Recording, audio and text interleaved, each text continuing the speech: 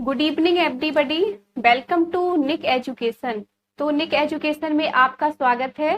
तो देखिए, आपका जो सीपी नेट है उसमें आपकी जो 7वीं यूनिट है, ठीक है, जिसका नाम है केमिकल बॉन्डिंग, ठीक है, यानी रासायनिक बंध।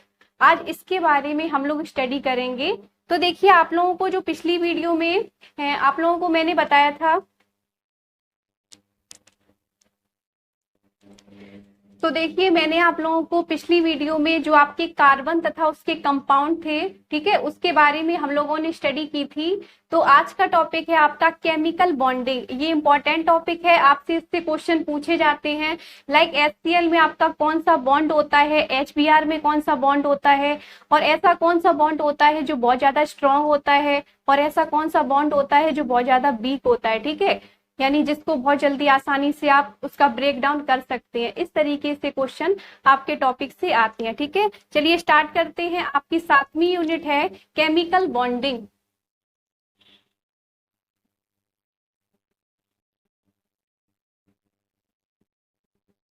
जिसका नाम है केमिकल बॉन्डिंग।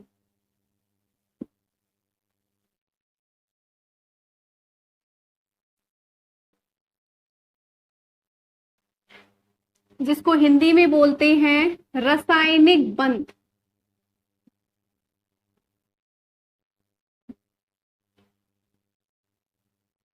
आज आप लोगों को हम केमिकल बॉन्डिंग के बारे में बताएंगे, ठीक है, जिसमें से आपके काफी बॉन्ड्स पाए जाते हैं, जैसे आपका कोवेलेंट बॉन्ड हो गया, ठीक है, कोऑर्डिनेशन बॉन्ड हो गया, लाइक आपका आयनिक बॉन्ड हो गया। इनके बारे में हम लोग स्टडी करेंगे। देखिए ये इंपॉर्टेंट है, आपसे पूछ दिया जाएगा आपका NaCl में कौन सा बॉन्ड प्रेजेंट होता है, HBr में कौन सा बॉन्ड प्रेजेंट होता है, ऐसा कौन सा बॉन्ड होता है जो मतलब पोलर सॉल्वेंट में विलय होता है। आपको दे देंगे H2O आपका पोलर सॉल्वेंट में विलय है या नहीं, ठीक है। इस तरीके से क्वेश्चन आपके टॉपिक से आते हैं। चलिए स्टार्ट करते हैं। सबसे पहले मैं आप लोगों को केमिकल बॉन्डिंग के बारे में बताती हूँ, ये क्या होती है केमिकल बॉन्डिंग, ठीक है।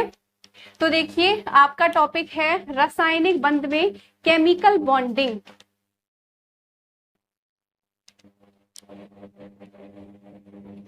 तो देखिए केमिकल बॉन्डिंग क्या होती है। साइंटिस्ट थे, देखिए लुइस नामक एक साइंटिस्ट थे, उन्होंने केमिकल बॉन्डिंग के बारे में बताया, ठीक है, यानी रासायनिक बंध के बारे में स्टडी की। और हमको क्या बताया, रासायनिक बंध की स्टडी की उन्होंने। देखिए हमको बताया कि किसी भी अणु में जो परमाणु होते हैं उनके बीच एक प्रकार से केमिकल बॉन्डिंग होती है, ठीक है, यानी बताया कि किसी अणु में परमाणुओं के बीच जो बंध बनता है, यानी जो बल लगता है, उस बल को ही केमिकल बॉन्डिंग कहते हैं, ठीक है। यानी कोई भी अणु है, किसी भी अणु के परमाणु में, ठीक है, जैसे आपका परमाणु O2 है, यानी O2 के बीच एक प्रकार से क्या लगता है, आपका फोर्स लगता है, ठीक है। तो एक प्रकार से ये जो फोर्स लग रहा है, इस फोर्स को ही आपकी केमिकल बॉन्डिंग कहते हैं, ठीक है। तो देखिए आप लोग लिख सकते हैं,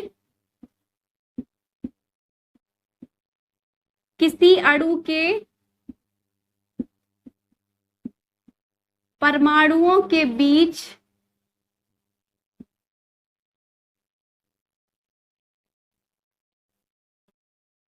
लगने वाले बल को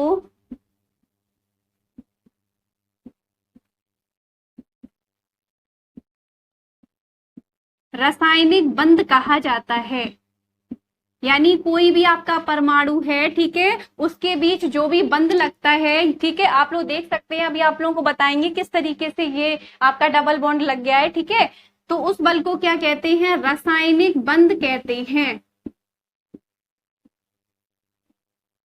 क्या कहते हैं, यानी किसी अणु के परमाणुओं के बीच लगने वाला जो बल होता है उसको ही आपका रासायनिक बंध कहा जाता है, ठीक है।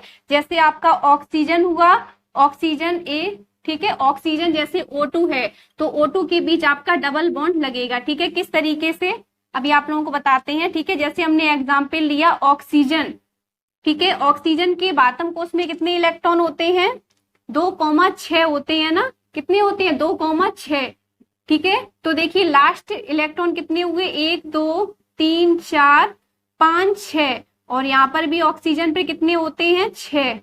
तो देखिए ये जो बॉन्ड है इसका हम कारण बताते हैं, इसका कारण क्या होता है, ये बॉन्ड क्यों बन रहा है, हम बॉन्डिंग क्यों कर रहे हैं, क्या जरूरी है इसमें बॉन्डिंग करने की। तो देखिए इसका कारण ये है कि जो हमारा ऑक्सीजन है ये एक प्रकार से जो नियॉन होता है उसका एक प्रकार से जो इलेक्ट्रॉनिक विन्यास है उसको एक प्रकार से ये ग्रहण करना चाहता है, ठीक है। यानी जो प्रत्येक एलिमेंट है वो आपकी जो नोबेल गैसें होती हैं, आगे मैंने बताया था नोबेल गैसें क्या होती हैं, यानी जो आपकी नोबेल गैसें होती हैं आप लोगों को बताया था मैंने, हीलियम हुई, नियॉन हुई, आर्गन हुई, क्रिप्टन हुई, जीनॉन हुई, ठीक है, रेडॉन हुई। तो ये जो आपकी गैस होती है इन गैसों को नोबेल गैस या अक्रिय गैस या शून्य समूह की गैस कहते हैं। तो देखिए आपका क्वेश्चन आ सकता है शून्य समूह की गैस किसको बोलते हैं, जो आपकी नोबेल गैसें होती हैं इनको शून्य समूह की गैसें बोला जाता है, ठीक है, या आप इसको अक्रिय गैस भी बोल सकते हैं, ठीक है। आप लोग पहले इसको नोट कर लीजिए तब हम आप लोगों को बताते हैं नोबेल गैस के बारे में, ठीक है। यानी देखिए केमिकल बॉन्डिंग क्या होती है, किसी अणु के परमाणुओं के बीच लगने वाला जो बल होता है उस बल को ही रासायनिक बंध कहा जाता है, ठीक है। तो देखिए ये क्या करेगा, ये इसके पास 6 इलेक्ट्रॉन है, इसको 2 इलेक्ट्रॉन की आवश्यकता है क्योंकि ये क्या करेगा, नियॉन का इलेक्ट्रॉनिक विन्यास ग्रहण करना चाहेगा। तो देखिए जिसके फलस्वरूप ये 2 इलेक्ट्रॉनों को इससे ले लेगा, ठीक है। यानी केमिकल बॉन्डिंग का अर्थ क्या होता है, पार्टनरशिप, ठीक है, पार्टनरशिप मतलब साझेदारी।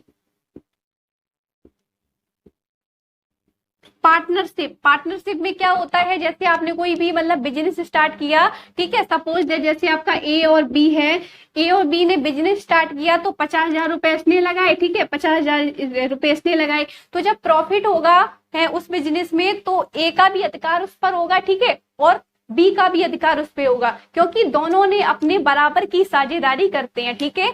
यानी एक मतलब ए को भी प्रॉफिट चाहिए और मतलब बी को भी चाहिए, यानी एक प्रकार से बराबर की साझेदारी होती है इसमें, ठीक है।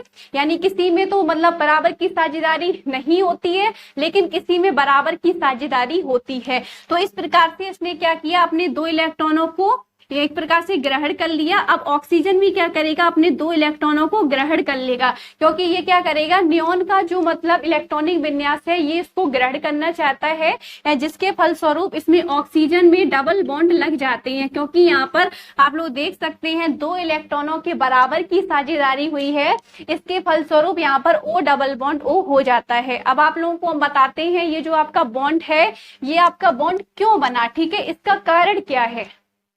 तो आप लोग इसका एक बार स्क्रीनशॉट ले लीजिए।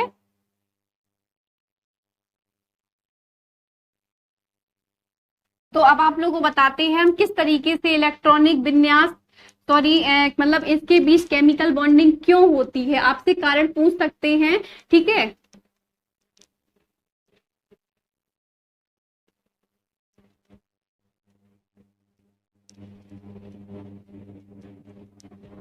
तो आप लोगों को पहले हम बताते हैं नोबेल गैस के बारे में।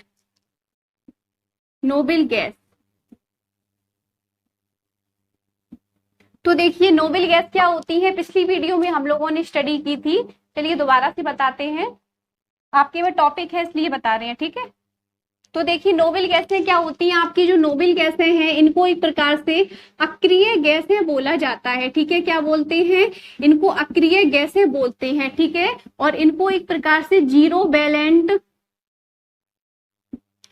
बैलेंट गैस भी बोला जाता है, ठीक है। क्या बोलते हैं, जीरो बैलेंट गैस बोलते हैं, या इसको एक प्रकार से शून्य ग्रुप की गैसें बोला जाता है, शून्य ग्रुप या 18 ग्रुप की गैसें बोला जाता है, ठीक है। आपका क्वेश्चन किसी भी मतलब तरीके से आ सकता है, आपसे पूछ दिया जाएगा अक्रिय गैसें कौन सी होती हैं, तो आपकी जो नोबेल गैसें होती हैं वो अक्रिय गैसें होती है, ठीक है। तो ये क्वेश्चन इंपॉर्टेंट है।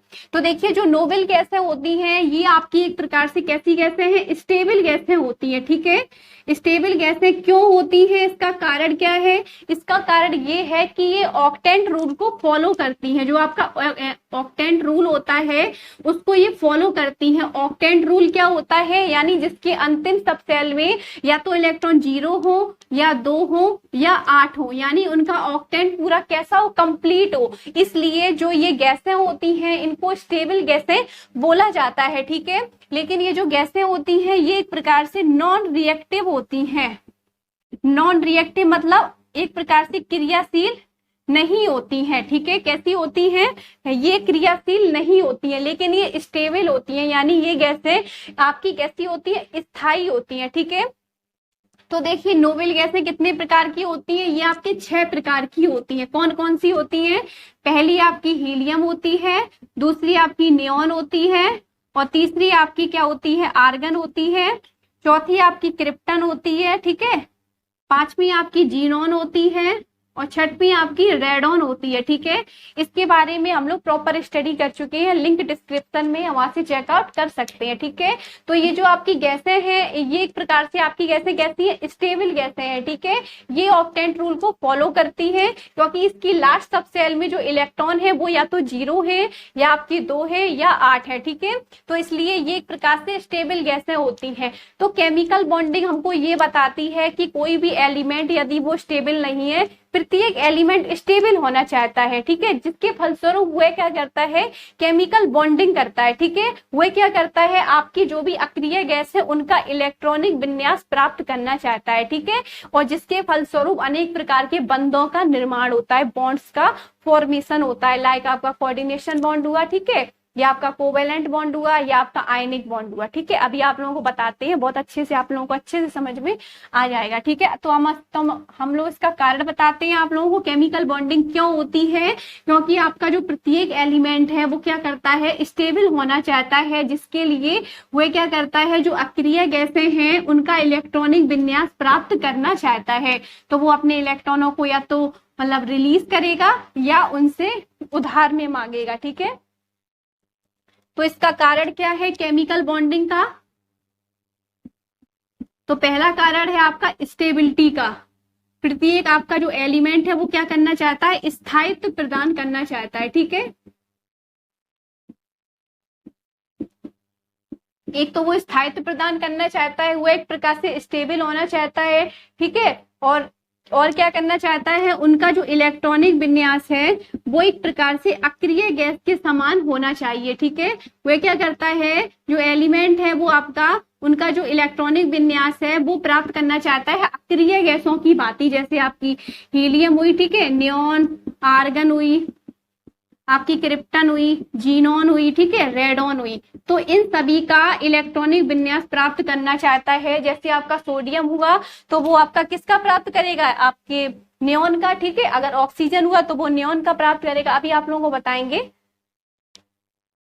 अब देखिए जैसे हम लोग एग्जाम्पल से समझते हैं, इनके देखिए फैक्ट आ सकते हैं, आपसे पूछ दिया जाएगा कि आपकी जो नोबेल गैसें हैं वो कौन कौन सी होती हैं, लाइक स्टेबल गैस कौन सी होती है, आपको मतलब दे दी जाएगी। जैसे सोडियम, मैग्नीशियम हुआ आपका, एक प्रकार से सल्फर हुआ, या हीलियम हुई। तो हीलियम आपकी कैसी गैस है? स्टेबल गैस है, ठीक है। इस तरीके से क्वेश्चन आते हैं।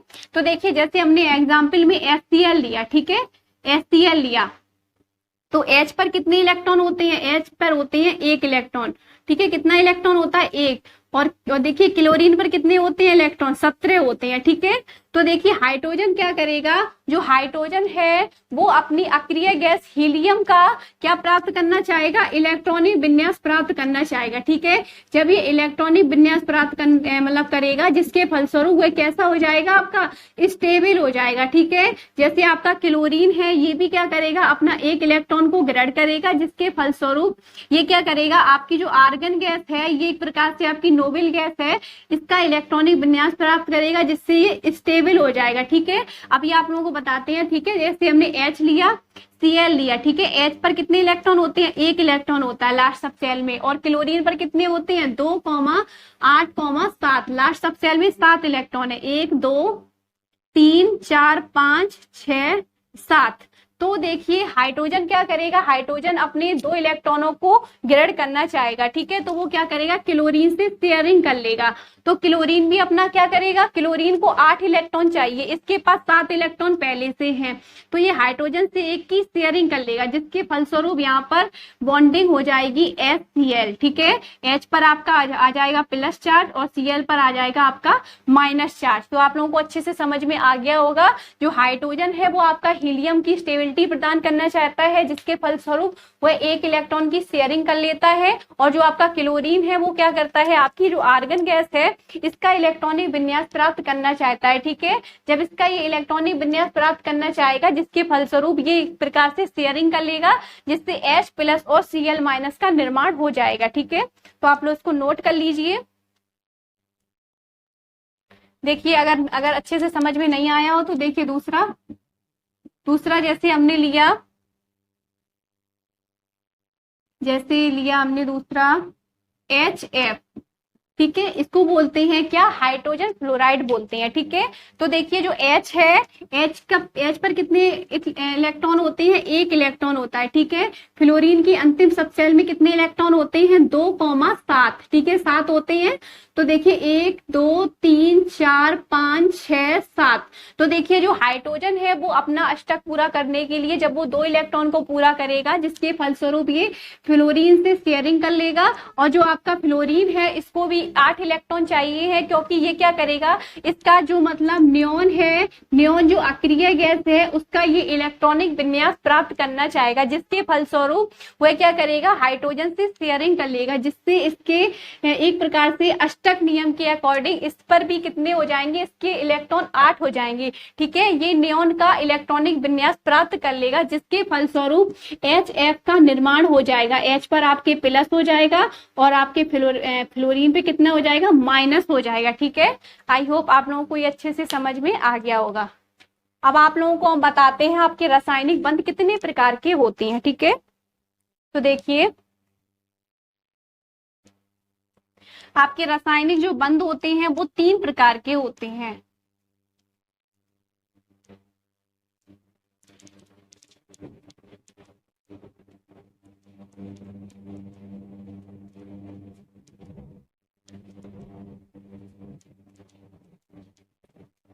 आपके जो केमिकल बॉन्ड होते हैं, रासायनिक बंध, वो कितने प्रकार के होते हैं, 3 प्रकार के होते हैं। सबसे पहला आपका है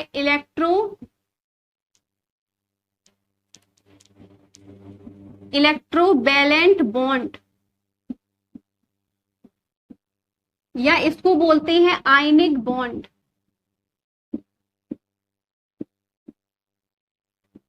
नेक्स्ट है आपका दूसरा कोऑर्डिनेशन बॉन्ड।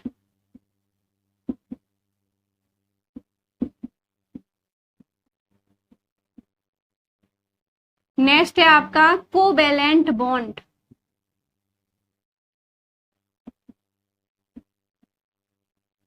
तो देखिए जिसको हिंदी में बोला जाता है, इसको बोलते हैं सहसंयोजक बंध।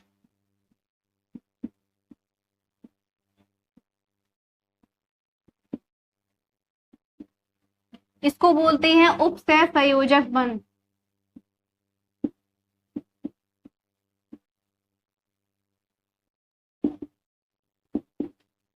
और आपका जो आयनिक बॉन्ड है इसको बोलेंगे आयनिक बॉन्ड या आयनिक बंध। तो देखिए सबसे पहले आप लोगों को हम बताते हैं आयनिक बॉन्ड के बारे में। ठीक है, तो इसको आप लोग नोट कर लीजिए। अब आप लोगों को पहले बताते हैं आयनिक बॉन्ड के बारे में। तो समझिए आयनिक बॉन्ड। ठीक है, इससे देखिए क्वेश्चन आ जाते हैं, जैसे आपसे पूछ दिया जाएगा CaCl2 में आपका कौन सा बॉन्ड है, लाइक आपका कोऑर्डिनेशन बॉन्ड है या आपका कोवैलेंट बॉन्ड है। ठीक है, या आपसे पूछ दिया जाएगा NaCl में कौन सा बॉन्ड है। इस तरीके से क्वेश्चन आ जाते हैं आपके पेपर में।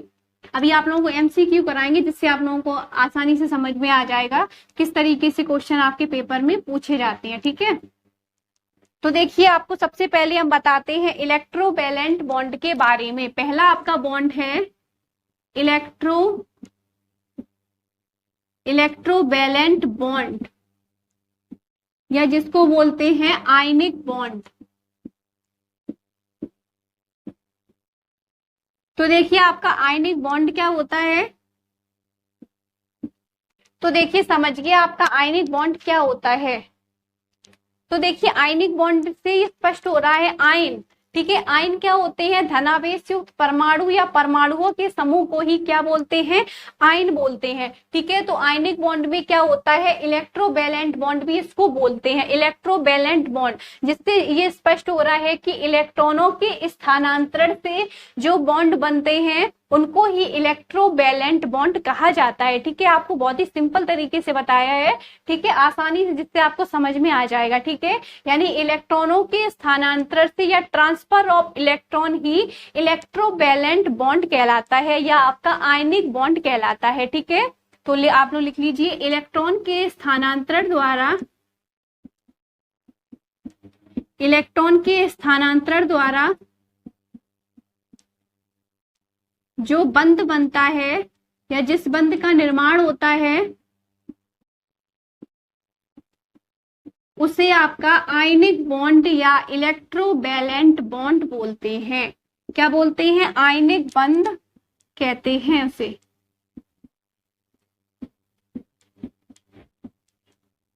ठीक है, जैसे एग्जाम्पल में हमने लिया NaCl, तो देखिए जो आपका NaCl है इसमें क्या पाया जा रहा है, इसमें आयनिक बॉन्ड पाया जाता है। ठीक है, NaCl। ठीक है, तो देखिए जो आपका NaCl है, Na पर कितने इलेक्ट्रॉन होते हैं, इसमें इलेक्ट्रॉन आपके होते हैं 11। ठीक है, क्लोरीन पर कितने होते हैं इलेक्ट्रॉन आपके 17 होते हैं। ठीक है, तो देखिए आपका क्या करेगा, जो आपका सोडियम है ये क्या करेगा, तो देखिए सोडियम क्या करेगा, ये क्या करेगा, अपने एक इलेक्ट्रॉन को क्लोरीन को दान में दे देगा। ठीक है, जैसे इस तरीके से समझिए तो आसानी समझ में आ जाएगा। ठीक है, जैसे सोडियम लिया हमने, ठीक है, और क्लोरीन लिया। सोडियम की लास्ट सब सेल में कितने इलेक्ट्रॉन होते हैं, 2,8,1। ठीक है, तो इसमें कितने इलेक्ट्रॉन हो गए आपके 1, और क्लोरीन पर कितने चार्ज होते हैं, 1, 2, 3, 4, 5, 6, 7। तो देखिए आपका ये सोडियम, ये क्लोरीन क्या करेगा, अपना एक इलेक्ट्रॉन किसे दान में दे देगा, क्लोरीन को दान में दे देगा। जब ये क्लोरीन को दान में दे देगा, देखिए जिसके फलस्वरूप ये क्या करेगा, जो सोडियम है ये क्लोरीन को जब दान में देगा, जिसके फलस्वरूप सोडियम पर आपके प्लस चार्ज आ जाएगा और क्लोरीन पर माइनस चार्ज आ जाएगा। क्योंकि सोडियम क्लोराइड में क्या होता है, जो आपका क्लोराइड होता है या आपकी क्लोरीन होती है, ये क्या करती है, ये एक प्रकार से क्या करती है, जब सोडियम इसको एक इलेक्ट्रॉन दान में दे देगा तो देखिए जिसके फलस्वरूप क्या हो जाता है, जो क्लोरीन है ये आर्गन का इलेक्ट्रॉनिक विन्यास प्राप्त कर लेती है या एक प्रकार से स्टेबल हो जाती है। क्योंकि आर्गन आपकी एक प्रकार से अक्रिय गैस है, जिसके फलस्वरूप सोडियम पर आपके प्लस चार्ज हो जाते हैं और क्लोरीन पर आपके माइनस हो जाते हैं। ठीक है, यानी सोडियम प्लस और Cl पर माइनस हो जाते हैं। तो देखिए जहां पर सोडियम Na+ होता है इसको क्या बोलते हैं, पूछ दिया जा सकता है, इसको कैटाइन बोलते हैं। ठीक है, जिस पर पॉजिटिव चार्ज हो, और जिस पर नेगेटिव चार्ज हो उसको क्या बोलते हैं, एनाइन बोलते हैं। ठीक है, तो बच्चे इसमें कंफ्यूज हो जाते हैं, जहां पर कैटाइन होता है उसको पॉजिटिव होता है उस पर आवेश, ठीक है, और जहां एनाइन होता है उस पर चार्ज कैसा होता है, नेगेटिव होता है। ठीक है, यानी इलेक्ट्रॉन के स्थानांतरण द्वारा जो बॉन्ड बनते हैं उनको ही क्या बोलते हैं, आयनिक बॉन्ड बोलते हैं। तो सोडियम ने क्या किया, अपना एक जो इलेक्ट्रॉन था वो क्लोरीन को दान में दे दिया। तो देखिए जिसके फलस्वरूप जो आपका सोडियम था ये एक प्रकार से क्या हो गया, डोनर हो गया। ठीक है, इसको क्या बोलेंगे, डोनर बोलेंगे, और इसको क्या बोलेंगे, रिसेप्टर बोलेंगे। ठीक है, आपसे पूछ दिया जाएगा NaCl में कौन सा डोनर है और कौन सा रिसेप्टर है। यानी जो आपका सोडियम है ये एक प्रकार से क्या है, दाता है, दाता इलेक्ट्रॉन, और ये एक प्रकार से जो आपका Cl है ये एक प्रकार से क्या है, ग्राही है। तो इसने क्या किया, अपना जो एक इलेक्ट्रॉन था इसको दान में दे दिया, और जिससे आपकी जो क्लोराइड ग्रुप था उसने क्या किया, आर्गन का एक प्रकार से इलेक्ट्रॉनिक विन्यास प्राप्त कर लिया, जिससे एक प्रकार से स्टेबल हो गया। ठीक है, क्योंकि आर्गन हमारी एक प्रकार से नोबल गैस होती है या अक्रिय गैस होती है। तो आप लोग इसको नोट कर लीजिए। देखिए दूसरा एग्जाम्पल के थ्रू समझाते हैं। दूसरा एग्जाम्पल आप लोग उसको एक बार स्क्रीनशॉट ले लीजिए। आपसे क्वेश्चन पूछ दिया जाएगा NaCl में कौन सा बॉन्ड होता है, तो आपका कौन सा बॉन्ड होता है, आयनिक बॉन्ड होता है। ठीक है, नेक्स्ट जैसे हमने लिया CaCl2, इसमें भी कौन सा बॉन्ड होगा, आपका आयनिक बॉन्ड होगा। ठीक है, अभी बताते हैं CaCl2 में किस तरीके से बॉन्डिंग होती है।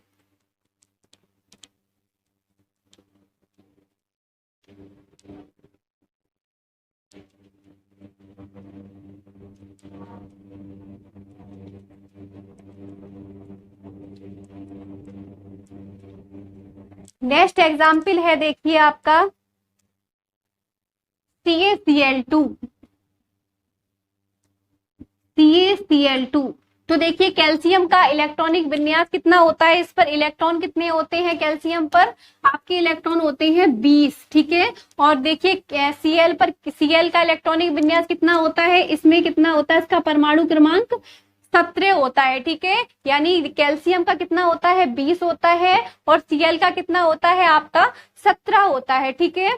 तो देखिए क्या करेगा, यानी जो क्लोराइड है वो आपकी कितनी है, 2 है, यानी एक इलेक्ट्रॉन ये है, एक इलेक्ट्रॉन ये है, ठीक है। तो देखिए जैसे हम CaCl2 है, इसको जब हम पानी में डालें जिससे ये कन्वर्ट हो जाता है आपका Ca2+ आयन में और 2Cl- आयन में ये कन्वर्ट आपका हो जाता है, ठीक है।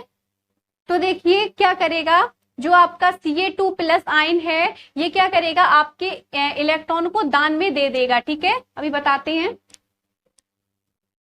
तो देखिए आपके जो मतलब कैल्शियम पर इलेक्ट्रॉन कितने हैं, 20 है, ठीक है। और देखिए क्लोराइड पे कितने हैं आपके, 17 हैं, ठीक है। तो देखिए इसमें 2 इलेक्ट्रॉन आपके कैसे हैं, बढ़ते हैं, ठीक है, दो इलेक्ट्रॉन बढ़ते हैं। तो देखिए ये क्या करेगा, ये 2 इलेक्ट्रॉनों को दे देगा, ठीक है। एक इलेक्ट्रॉन इसको दे देगा और एक इलेक्ट्रॉन इसको दे देगा। कौन देगा, कैल्शियम देगा, ठीक है। कैल्शियम ने अपने 2 इलेक्ट्रॉनों को रिलीज कर दिया और जिसके फलस्वरूप यहाँ पर 2 इलेक्ट्रॉनों की बढ़ोतरी हो गई, ठीक है। तो ये क्या करेगा, 18 हो जाएंगे, ठीक है। 18 मतलब ये आर्गन की स्टेबिलिटी को प्राप्त कर लेगा, ठीक है। तो देखिए जिसके फलस्वरूप Ca पर आपके हो जाएंगे 2+ आयन और आपका जो Cl है इस पर हो जाएंगे 2Cl-। तो देखिए इसने क्या किया, अपने 2 इलेक्ट्रॉनों को दान में दिया, इसको कैटाइन बोलेंगे, ठीक है, इसको एनाइन बोलेंगे, क्योंकि इसने क्या किया, आपके 2 इलेक्ट्रॉनों को, कैल्शियम के 2 इलेक्ट्रॉनों को ग्रहण किया था। क्यों ग्रहण किया, क्योंकि ये एक प्रकार से आर्गन की स्टेबिलिटी को प्राप्त करना चाहता था, इसलिए, ठीक है।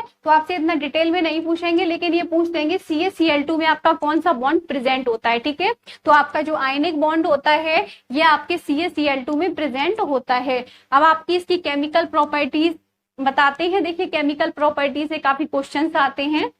तो देखिए केमिकल प्रॉपर्टीज बताते हैं आयनिक बॉन्ड की।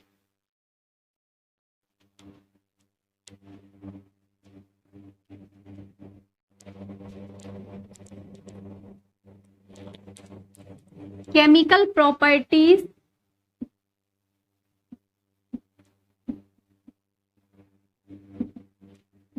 Of ionic bond. तो देखिए जो आपके आयनिक बॉन्ड होते हैं ये आपके कैसे होते हैं, आदिशात्मक होते हैं, यानी यूनिडायरेक्शनल होते हैं, इनकी कोई दिशा नहीं होती है, ठीक है। आपसे क्वेश्चन पूछ दिया जाएगा जो आयनिक बॉन्ड होते हैं ये दिशात्मक होते हैं या आदिशात्मक होते हैं या दोनों होते हैं या इनमें से कोई नहीं, ठीक है। तो देखिए जो आपके मतलब आयनिक बॉन्ड होते हैं ये आपके कैसे होते हैं, आदिशात्मक होते हैं, इनमें कोई भी दिशा नहीं होती है, ठीक है। कैसे होते हैं, आदिशात्मक होते हैं, अनडायरेक्शनल, ठीक है। तो देखिए जो आयनिक बॉन्ड होते हैं इनका जो मेल्टिंग पॉइंट होता है वो कैसा होता है, अधिक होता है, ठीक है। इनका मेल्टिंग पॉइंट भी अधिक होता है और इनका बॉइलिंग पॉइंट भी अधिक होता है, ठीक है। ये क्वेश्चन आपके पेपर में आ सकता है। इसका एक प्रकार से मेल्टिंग पॉइंट भी अधिक होता है, मेल्टिंग पॉइंट एवं बॉइलिंग पॉइंट ये कैसा होता है, हाई होता है, ठीक है, हाई होता है।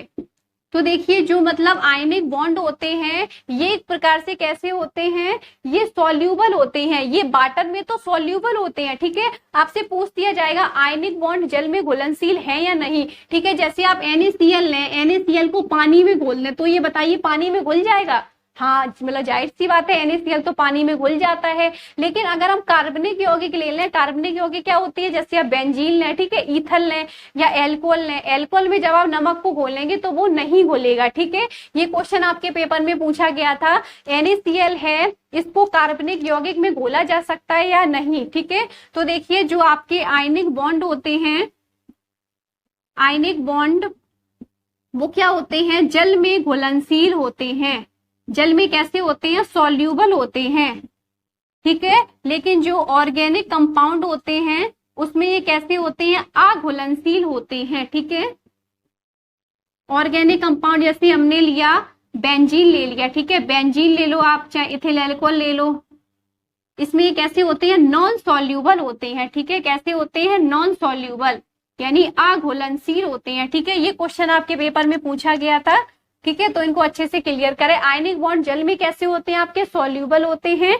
ठीक है, और ऑर्गेनिक कंपाउंड में कैसे होते हैं, नॉन सॉल्यूबल होते हैं। ठीक है, तो देखिए एक और क्वेश्चन देखिए आपके पेपर में आया था, जो आपके आयनिक बॉन्ड होते हैं ये एक प्रकार से सॉलिड स्टेज में कैसे होते हैं, सॉलिड स्टेज में आपके कैसे होते हैं, कुचालक होते हैं। ठीक है, कैसे होते हैं, bad conductor of heat electricity होते हैं सॉलिड स्टेज में। तो आपका जो NaCl होता है ये आपके सॉलिड स्टेज में कैसा होता है, कुचालक होता है। ठीक है, अगर हम बात करें इसको हम लिक्विड स्टेज में ले आए, अगर हमने कैसे ले आए इसको, लिक्विड स्टेज में ले आए, तो ये क्या हो जाता है, good conductor of heat electricity, यानी एक प्रकार से विद्युत व ऊष्मा का सुचालक हो जाता है। ठीक है, ये क्वेश्चन आपके लिए इंपॉर्टेंट है।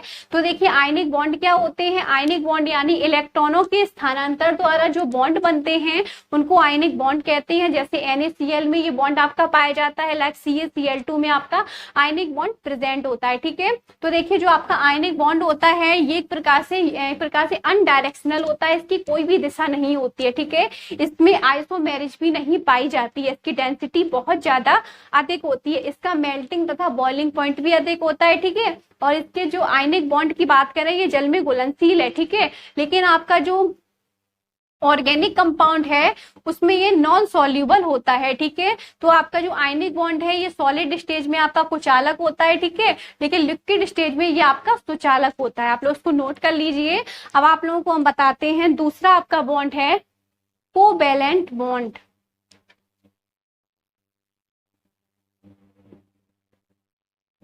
नेक्स्ट है आपका कोवैलेंट बॉन्ड, सहसंयोजक बंध।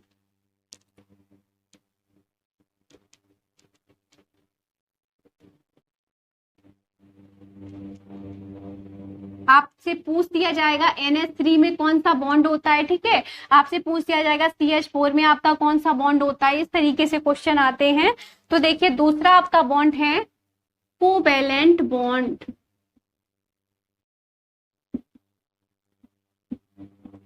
जिसको हिंदी में बोला जाता है सहसंयोजक बंध। देखिए आप लोग थ्योरी पोर्शन अच्छे से कंप्लीट कर लीजिए, जिससे आप MCQ लगाएं तो आप इसका आसानी से लगाएं। ठीक है, आसानी से लगा सके। जब तक आपका थ्योरी पोर्शन अच्छे से कंप्लीट नहीं होगा तो आप आसानी से इन क्वेश्चन को नहीं लगा सकते। ठीक है, तो देखिए इनको पूरा वॉच करें वीडियो को।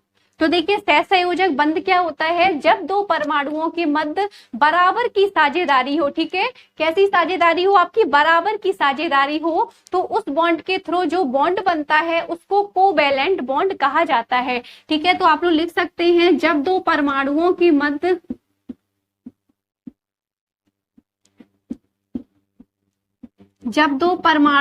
मध्य बराबर की साझेदारी हो,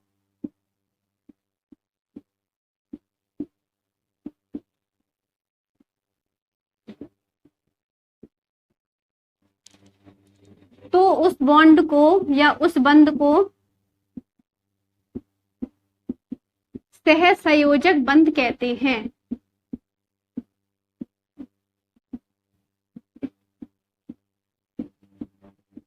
ठीक है, जैसे सपोज दैट हमने A और B लिया। ठीक है, A कोई व्यक्ति है आपका, B कोई व्यक्ति है। A ने बिजनेस स्टार्ट किया, 50,000 रुपए इसने लगाए। ठीक है, और B ने भी क्या किया, 50,000 रुपए लगाए। तो जब A को प्रॉफिट हुआ या पूरी कंपनी को प्रॉफिट हुआ तो A का भी हिस्सा उसमें होगा। ठीक है, और B का भी हिस्सा होगा, क्योंकि इन दोनों ने क्या किया, बराबर की साझेदारी की थी। ठीक है, 50,000 रुपए इसने लगाए, 50,000 रुपए इसने लगाए। ठीक है, तो जब कभी भी बॉन्डिंग में बराबर की साझेदारी होती है तो इसके थ्रू जो बंध बनता है उसको सहसंयोजक बंध कहते हैं। ठीक है, अभी आप लोगों को समझाएंगे। देखिए जैसे हमने एग्जाम्पल में ले लिया CH4 पे आपका सहसंयोजक बॉन्ड प्रेजेंट होता है। किस तरीके से होता है, ठीक है, ये देखिए आपका कार्बन है, ये हाइड्रोजन है आपका, इस तरीके से देखिए बनाइए।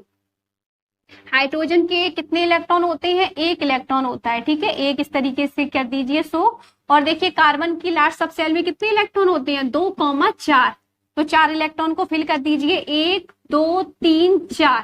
ठीक है, तो हाइड्रोजन क्या करेगा, हीलियम का वो मतलब प्राप्त करना चाहेगा, क्या हीलियम का इलेक्ट्रॉनिक विन्यास प्राप्त करना चाहेगा, जिससे ये शेयरिंग कर लेगा कार्बन के साथ। ठीक है, कार्बन के साथ जब ये शेयरिंग करेगा तो कार्बन भी क्या करेगा, अपना जो नियॉन है उसकी एक प्रकार से इलेक्ट्रॉनिक विन्यास को प्राप्त करना चाहेगा, जिसके फलस्वरूप 1 2 3 4 5 6 7 8 वह हाइड्रोजन के साथ शेयरिंग कर लेगा। 4 हाइड्रोजन के साथ जब वो शेयरिंग करेगा, जिसके फलस्वरूप निर्माण हो जाएगा इस तरीके से। देखिए, बराबर की साझेदारी की है, कार्बन ने अपने एक एक इलेक्ट्रॉन को दिया है और हाइड्रोजन ने भी अपने एक एक इलेक्ट्रॉन को ग्रहण किया है। ठीक है, तो जिसके फलस्वरूप इस प्रकार के बॉन्ड को क्या कहते हैं, सहसंयोजक बॉन्ड कहते हैं। ठीक है, जैसे हम अमोनिया ले लें, हमने यहाँ पर अमोनिया ली, अमोनिया में भी आपका कौन सा बॉन्ड प्रेजेंट होता है, अमोनिया में भी आपका सहसंयोजक बॉन्ड प्रेजेंट होता है। ठीक है, कौन सा बॉन्ड प्रेजेंट होता है, सहसंयोजक बॉन्ड प्रेजेंट होता है। ठीक है, तो इसकी केमिकल प्रॉपर्टीज को बताते हैं, इसकी केमिकल प्रॉपर्टीज पूछती जाती हैं, तो इसको आप लोग नोट कर लीजिए।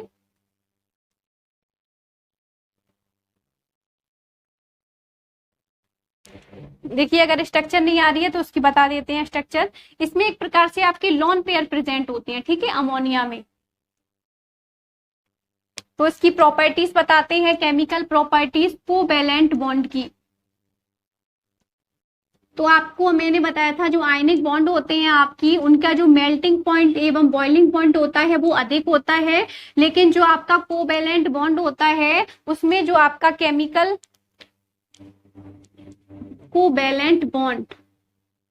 कोवैलेंट बॉन्ड में क्या होता है, जो उसका मतलब कोवैलेंट बॉन्ड का बॉइलिंग पॉइंट और मेल्टिंग पॉइंट कैसा होता है, लो होता है। ठीक है, कैसा होता है, लो होता है। एमपी मतलब मेल्टिंग पॉइंट एवं बॉइलिंग पॉइंट कैसा होता है, लो होता है। ठीक है, कैसा होता है, लो होता है। इसकी डेंसिटी भी कम होती है।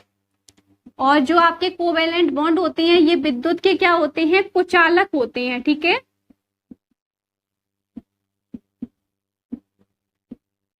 Bad conductor of heat electricity होते हैं। ठीक है, तो देखिए, जो आपका कोवैलेंट बॉन्ड होता है ये जल में अघुलनशील होता है। ठीक है, कभी भी मेथेन को पानी में नहीं घोला जा सकता।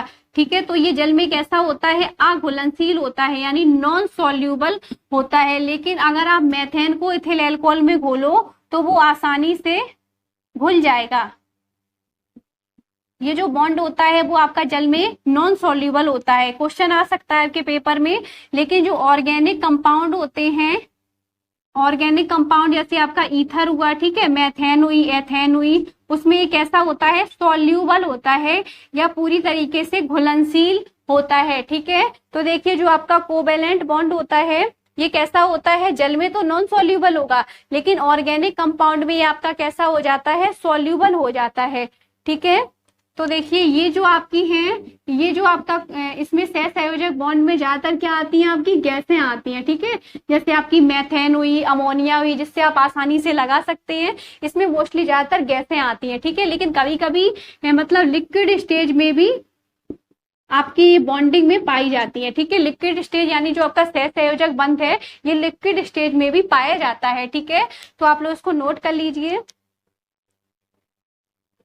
तो देखिए, कोवैलेंट बॉन्ड के भी प्रकार होते हैं। अभी आप लोगों को बताते हैं कौन कौन से इसके प्रकार होते हैं। ठीक है, तो देखिए, इसके 3 प्रकार होते हैं। आपका एक सिंगल बॉन्ड होता है, एक आपका डबल बॉन्ड होता है, एक आपका ट्रिपल बॉन्ड होता है। ठीक है, अभी आप लोगों को बताएंगे। तो देखिए, आपका जो कोवैलेंट बॉन्ड होता है यानी सहसंयोजक बॉन्ड, ये आपका 3 प्रकार का होता है। ठीक है, सबसे पहले हम बताते हैं आपको हम सिंगल बॉन्ड के बारे में। तो देखिए, जब 2 परमाणुओं के मध्य एक एक इलेक्ट्रॉन की शेयरिंग हो रही हो, ठीक है, कितने इलेक्ट्रॉन की, एक एक इलेक्ट्रॉन की। ठीक है, शॉर्ट में लिख दे रहे हैं, जब परमाणुओं के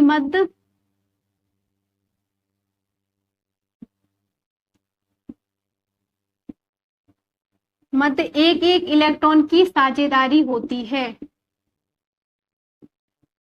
जब एक एक इलेक्ट्रॉन की साझेदारी हो तो सिंगल बॉन्ड का निर्माण होता है। किसका होता है, सिंगल बॉन्ड का निर्माण होता है।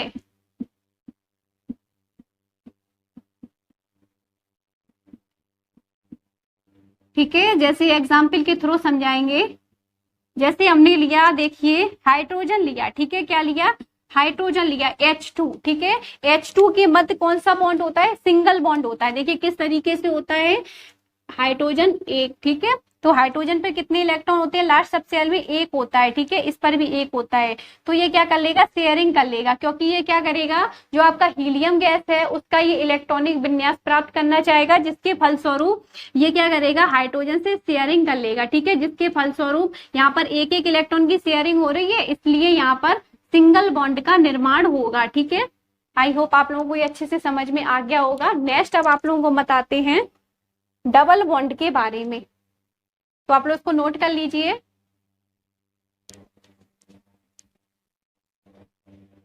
नेक्स्ट आप लोगों को बताते हैं हम डबल बॉन्ड के बारे में।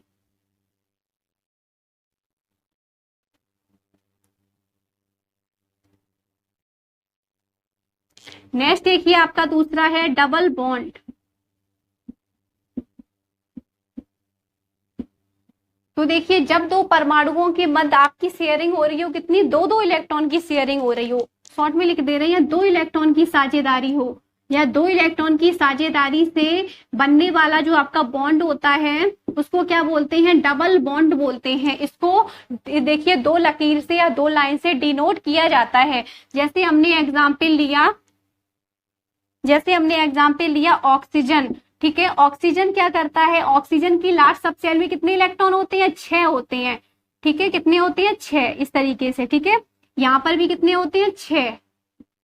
लेकिन ये क्या करेगा, ये ऑक्सीजन नियॉन का इलेक्ट्रॉनिक विन्यास प्राप्त करना चाहेगा, जिसके फलस्वरूप ये दो दो की शेयरिंग कर लेगा, ठीक है।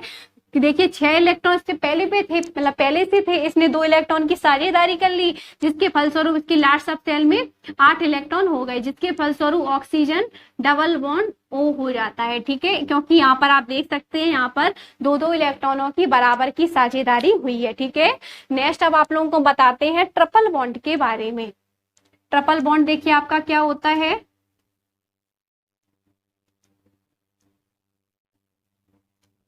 आपसे पूछ दिया जाएगा नाइट्रोजन में कौन सा बॉन्ड होता है, ठीक है, ऑक्सीजन में कौन सा बॉन्ड होता है, लाइक आपके CO2 में कौन सा बॉन्ड होता है, आपके हाइड्रोजन में कौन सा बॉन्ड होता है, ठीक है, क्लोरीन में आपका कौन सा बॉन्ड होता है। इस तरीके से क्वेश्चन आपके पेपर में पूछे जाते हैं। नेक्स्ट है आपका ट्रिपल बॉन्ड। ट्रिपल बॉन्ड मतलब त्रिबंध। तो देखिए त्रिबंध क्या होता है, जब दो परमाणुओं के मध्य शेयरिंग हो रही हो, कितने, 3-3 इलेक्ट्रॉन की शेयरिंग हो रही हो, कितने की, 3 इलेक्ट्रॉन की साझेदारी के फलस्वरूप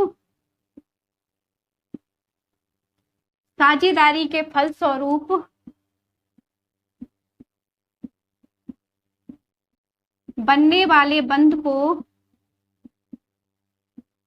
वाले बंध को क्या बोलते हैं, त्रिबंध बोलते हैं, ठीक है। क्या बोलते हैं इसको, त्रिबंध कहते हैं, यानी ट्रिपल बॉन्ड कहते हैं, ठीक है। जैसे हमने एग्जाम्पल लिया यहाँ पर नाइट्रोजन N2, ठीक है। नाइट्रोजन की लास्ट सब शेल में कितने इलेक्ट्रॉन होते हैं, आप लोगों को पता होगा 2,5, ठीक है।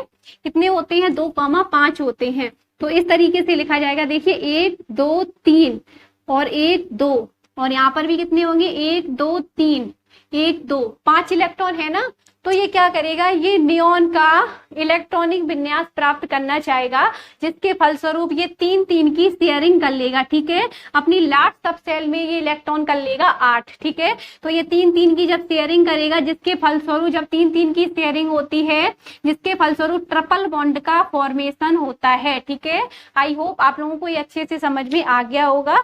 नेक्स्ट अब आप लोगों को हम बताते हैं सहसंयोजक बॉन्ड भी दो प्रकार के होते हैं। एक होता है पोलर कोवैलेंट बॉन्ड, नेक्स्ट होता है नॉन पोलर कोवैलेंट बॉन्ड, ठीक है। आपके सिलेबस में है, इसलिए इनको अच्छे से क्लियर करें। अभी आप लोगों को बताते हैं पोलर कोवैलेंट बॉन्ड के बारे में और नॉन पोलर कोवैलेंट बॉन्ड के बारे में। तो आप लोग इसको नोट कर लीजिए।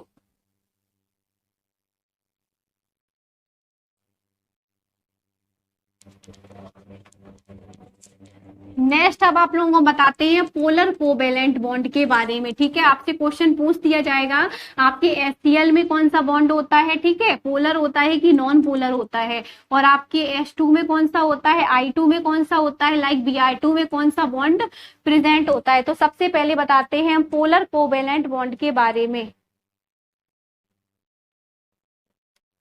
पहला है हमारा पोलर कोवेलेंट बॉन्ड।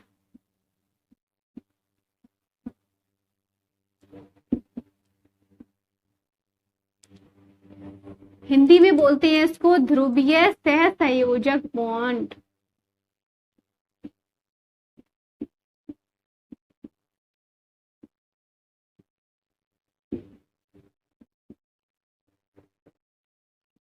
तो देखिए आपका ध्रुवीय सहसंयोजक बॉन्ड क्या होता है, तो आपका जो पोलर कोवेलेंट बॉन्ड होता है ये एक प्रकार से भिन्न भिन्न मतलब तत्वों के मध्य होता है, भिन्न भिन्न परमाणुओं के मध्य मतलब बनने वाला बॉन्ड होता है, उसको ध्रुवीय सहसंयोजक बॉन्ड कहते हैं। ठीक है, ये एक प्रकार से भिन्न भिन्न हमने क्यों बताया, बताइए भिन्न भिन्न कौन कौन से हो सकते हैं। ठीक है, जैसे HCl हुआ आपका, ठीक है, HBr हुआ, लाइक आपका HF हुआ, ठीक है, लाइक आपका HI हुआ। ठीक है, तो ये सभी जो बॉन्ड होते हैं वो ध्रुवीय सहसंयोजक बॉन्ड बनाते हैं। आप लोग इसमें देख लीजिए यहाँ पर जो मतलब आपका परमाणु है वो कैसा है, भिन्न भिन्न है, यानी परमाणु आपका कैसा है, भिन्न भिन्न है, यानी भिन्न भिन्न भिन्न भिन्न परमाणुओं के मध्य बनने वाला जो बॉन्ड होता है उसको ही ध्रुवीय सहसंयोजक बॉन्ड कहते हैं। आपसे पूछ दिया जाएगा HCl में कौन सा बॉन्ड होता है, तो ध्रुवीय सहसंयोजक बॉन्ड होता है। तो देखिए जो आपका पोलर कोवेलेंट बॉन्ड होता है ये एक प्रकार से भिन्न भिन्न परमाणुओं के मध्य लगता है, जैसे आपका HF हुआ, ठीक है, इसमें हाइड्रोजन है, ये देखिए क्लोराइड ग्रुप हुआ, ठीक है, यहाँ पर हाइड्रोजन है, ब्रोमाइड ग्रुप हुआ, एक प्रकार से ये कैसे अलग अलग है, ठीक है, सेम तो है नहीं। देखो HF हुआ आपका, HI हुआ, ठीक है, आपको ऑप्शन भी दे देंगे जिससे आपको टिक करना है। आपके में आ जाते हैं नेक्स्ट, अब आप लोगों को बताते हैं नॉन पोलर कोवेलेंट बॉन्ड के बारे में। नेक्स्ट है आपका नॉन पोलर कोवेलेंट बॉन्ड। तो देखिए यहीं पे कर दे रहे हैं आपका नॉन पोलर, दूसरा था आपका नॉन पोलर। नॉन पोलर मतलब अध्रुवीय सहसंयोजक बॉन्ड। तो देखिए आपका अध्रुवीय सहसंयोजक बॉन्ड क्या होता है, पोलर, देखिए पोलर कोवेलेंट में मैंने आपको बताया था कि ये जो बॉन्ड होता है वो एक प्रकार से भिन्न भिन्न परमाणुओं के मध्य लगता है, लेकिन जो नॉन पोलर होता है इसमें जो आपका बॉन्डिंग होती है वो एक प्रकार से समान परमाणुओं के मध्य होती है। ठीक है, तो आप लोग लिख सकते हैं समान परमाणुओं के मध्य बनने वाला बॉन्ड, समान परमाणुओं के मध्य बनने वाला कोवेलेंट बॉन्ड, जो आपका कोवेलेंट बॉन्ड है उसको ही क्या बोलते हैं, नॉन पोलर कोवेलेंट बॉन्ड बोला जाता है। क्या बोलते हैं, नॉन पोलर कोवेलेंट बॉन्ड। ठीक है, ये इसको कहते हैं। ठीक है, जैसे एग्जाम्पल में हमने लिया H2, नेक्स्ट लिया Cl2, नेक्स्ट लिया हमने Br2, नेक्स्ट हमने लिया I2, नेक्स्ट लिया O2, नेक्स्ट लिया N2। ठीक है, तो आप लोग देख सकते हैं अध्रुवीय सहसंयोजक बॉन्ड में जो आपका हाइट जो मतलब परमाणु होता है ये एक प्रकार से सेम होता है। ठीक है, H2 यानी H के बीच, Cl के बीच, Br के बीच, I के बीच, O के बीच और N के बीच। ठीक है, आपसे पूछ दिया जाएगा कि अध्रुवीय सहसंयोजक बॉन्ड किसके बीच लगता है। ठीक है, तो आपके जो समान जो परमाणु होते हैं उनके मध्य आपका नॉन पोलर कोवेलेंट बॉन्ड लगता है। ठीक है, तो आप लोग इसको नोट कर लीजिए। नेक्स्ट अब आप लोगों को बताते हैं कोऑर्डिनेट बॉन्ड या कोऑर्डिनेशन बॉन्ड, हिंदी में बोलते हैं इसको उप सहसंयोजक बंध। तो इसको नोट कर लीजिए। नेक्स्ट है आपका लास्ट है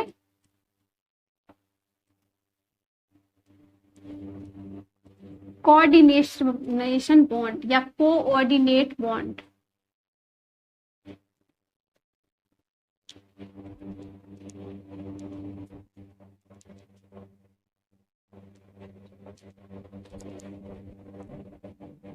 तो देखिए नेक्स्ट है आपका कोऑर्डिनेशन बॉन्ड। तीसरा है आपका कोऑर्डिनेशन बॉन्ड।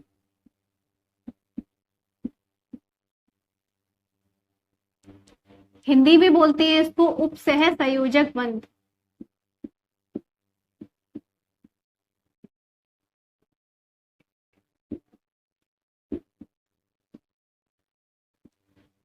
तो समझिए आपका उपसह संयोजक बंध क्या होता है, ठीक है।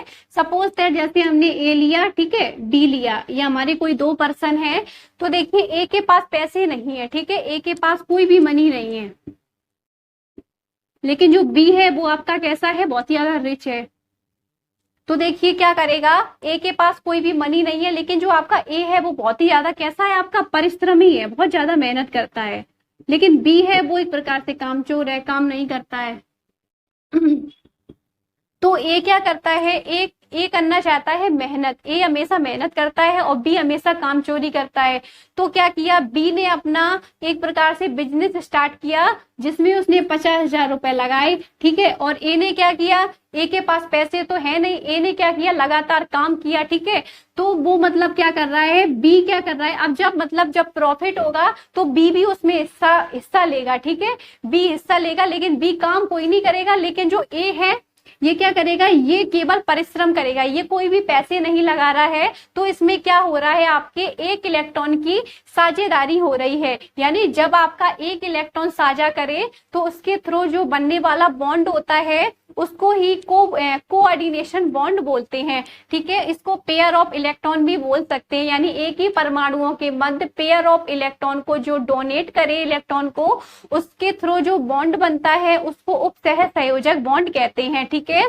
क्योंकि यहाँ पर पी ने रुपए लगाए हैं, ए ने रुपए नहीं लगाए, लेकिन बी कोई काम नहीं कर रहा है, ए काम कर रहा है, ठीक है। तो एक प्रकार से क्या होता है, एक इलेक्ट्रॉन की शेयरिंग होती है। जब एक इलेक्ट्रॉन की शेयरिंग हो जिसके थ्रू बनने वाला बॉन्ड आपका उपसह संयोजक बॉन्ड बनता है। आप लोगों को अच्छे से समझ में आ गया होगा। आप देखिए आपको बताते हैं, जब आपकी इलेक्ट्रॉन कैसी हो, जब आपका एक इलेक्ट्रॉन की साझेदारी हो या एक इलेक्ट्रॉन की शेयरिंग हो, जब एक इलेक्ट्रॉन की शेयरिंग हो, तो देखिए इसकी सिस्टमैटिक डेफिनेशन क्या होती है, एक ही एटम के द्वारा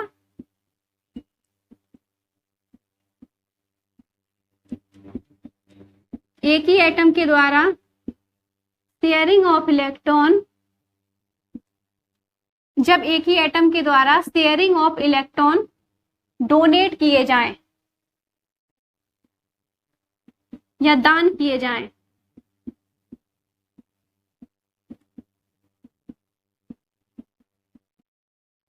जिसके फलस्वरूप बनने वाला बॉन्ड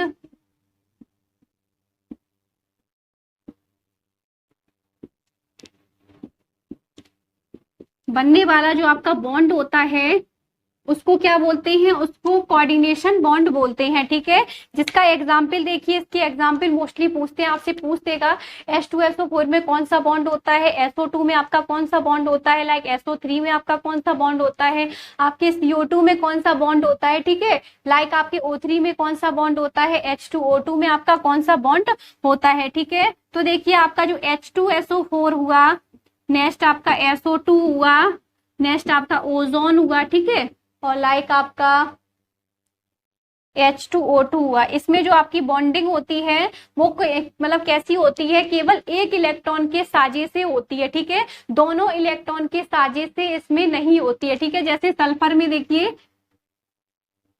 इस तरीके से होती है, ठीक है। तो आप लोग इसको नोट कर लीजिए। आई होप आप लोगों को ये अच्छे से समझ में आ गया होगा। तो ये थे आपके कोऑर्डिनेशन बॉन्ड। तो सबसे पहले मैंने आपको केमिकल बॉन्डिंग के बारे में बताया। केमिकल बॉन्डिंग क्या होती है, यानी जिसमें आपकी पार्टनरशिप हो, यानी जब कोई भी आपका अणु का परमाणु है उनके मध्य जो बॉन्ड बनता हो या उनके थ्रू जो भी फोर्स लगता हो उस फोर्स को ही क्या बोलते हैं, केमिकल बॉन्डिंग बोलते हैं, ठीक है। तो केमिकल बॉन्डिंग आपकी 3 प्रकार से होती है। एक तो होती है आपकी आयनिक बॉन्ड, नेक्स्ट होती है आपकी कोवेलेंट बॉन्ड, नेक्स्ट होती है आपकी कोऑर्डिनेशन बॉन्ड। आयनिक बॉन्ड में क्या होता है, ये आपके इलेक्ट्रॉन के स्थानांतरण से बनता है, ठीक है। इलेक्ट्रॉन के स्थानांतरण से जो बॉन्ड बनते हैं उनको क्या बोलते हैं, उनको आयनिक बॉन्ड बोला जाता है, ठीक है। जैसे आपका NaCl हुआ, ठीक है, CaCl2, ये जो बॉन्ड, ये जो आपके कंपाउंड होते हैं इनमें आयनिक बॉन्ड प्रेजेंट होता है, या इसको एक प्रकार से इलेक्ट्रोवैलेंट बॉन्ड भी बोला जाता है, ठीक है। नेक्स्ट मैंने आपको बताया था कोऑर्डिनेशन बॉन्ड के बारे में। कोऑर्डिनेशन में क्या था, जब एक इलेक्ट्रॉन की शेयरिंग हो, यानी दूसरा इलेक्ट्रॉन उसमें पार्टिसिपेट ना करे, केवल एक इलेक्ट्रॉन ही डोनेट करे आपके इलेक्ट्रॉन को, यानी आप लिख सकते हैं एक ही एटम के द्वारा शेयर ऑफ इलेक्ट्रॉन को डोनेट किया जाता है, जिसके फलस्वरूप एक बॉन्ड का फॉर्मेशन होता है, जिसको उपसह संयोजक बॉन्ड कहते हैं। मोस्टली इसके एग्जाम्पल आते हैं H2SO4 हुआ, आपका SO2 हुआ, ठीक है, CO2 हुआ, और लाइक आपका H2O2, ये सभी जो होते हैं वो आपके कोऑर्डिनेशन बॉन्ड में आते हैं। नेक्स्ट मैंने आपको बताया था कोवैलेंट बॉन्ड यानी सहसंयोजक बॉन्ड। तो सहसंयोजक बॉन्ड में क्या होता है, जब इलेक्ट्रॉन के मध्य, जब दो परमाणुओं के इलेक्ट्रॉन के मध्य बराबर की साझेदारी होती है, जितना एक लेगा उतना ही आपका दूसरा लेगा, ठीक है, यानी 50-50% आपके दोनों लेंगे, ठीक है। जैसे आपकी कोई चीज 100 की है तो 100 में A लेगा 50% और B भी लेगा आपका 50%, यानी जब दो परमाणुओं के मध्य आपकी जो शेयरिंग हो रही है वो कैसी हो रही है, समान हो रही है, ठीक है, बराबर की शेयरिंग हो रही है, जिसके फलस्वरूप एक बॉन्ड का फॉर्मेशन होता है, जिसको कोवैलेंट बॉन्ड बोलते हैं, ठीक है, कोवैलेंट बॉन्ड बोला जाता है। जैसे आपका HCl हुआ, ठीक है, HBr हुआ, HI हुआ। नेक्स्ट मैंने आप लोगों को बताया था single bond, double bond, triple bond के बारे में। जब एक इलेक्ट्रॉन की साझेदारी हो तो क्या, तो कौन सा बॉन्ड आपका, सिंगल बॉन्ड, ठीक है, जैसे आपका हाइड्रोजन हुआ H2। नेक्स्ट मैंने बताया था जब दो दो इलेक्ट्रॉन की शेयरिंग हो तो उसको क्या बोलेंगे, डबल बॉन्ड बोलेंगे, जैसे ऑक्सीजन के बीच, ठीक है, ऑक्सीजन के बीच कौन सा बॉन्ड, डबल बॉन्ड। नेक्स्ट मैंने आपको बताया था जब आपका जो बॉन्डिंग हो रही हो वो कैसी हो रही हो, 3-3 इलेक्ट्रॉन की हो रही हो, तो उसको क्या बोलेंगे, उसको ट्रिपल बॉन्ड बोलेंगे, ठीक है। जैसे आपका नाइट्रोजन के बीच आपकी कौन सी बॉन्डिंग है, ट्रिपल बॉन्डिंग है, ठीक है।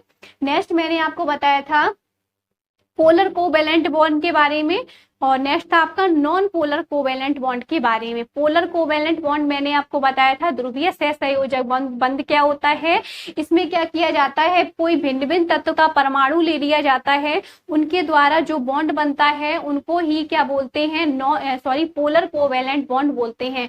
जैसे आपका HBr हुआ, ठीक है, HCl हुआ, HI हुआ, तो ये सभी आपके पोलर कोवैलेंट बॉन्ड होते हैं।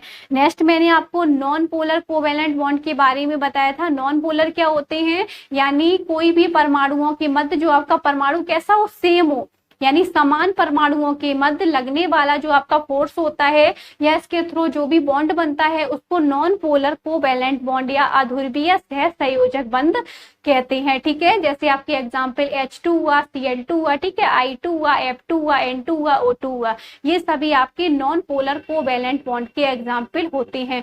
मोस्टली इससे एग्जांपल पूछ दिए जाते हैं, लेकिन जब तक आप इसकी डेफिनेशन नहीं प्रॉपर अच्छी तरीके से याद करेंगे तब तक आप आसानी से मतलब लगा नहीं पाएंगे, ठीक है। तो इनको अच्छे से क्लियर करें, वीडियो को पूरा वॉच करें। आई होप आप लोगों को ये अच्छे से समझ में आ गया होगा, और वीडियो अच्छी लगी है तो इसे लाइक शेयर सब्सक्राइब जरूर करें, बेल आइकन को जरूर प्रेस करें ताकि लेटेस्ट वीडियो का नोटिफिकेशन मिलता रहे।